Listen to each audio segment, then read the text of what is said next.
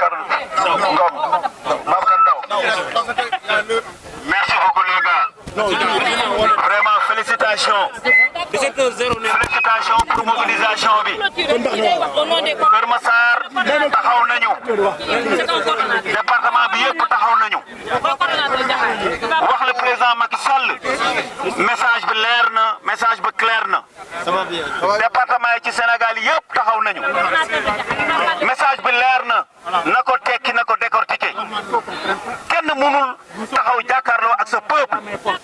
Macky Sall mënoo jàkkaarloo ak peuple bi c'est impossible.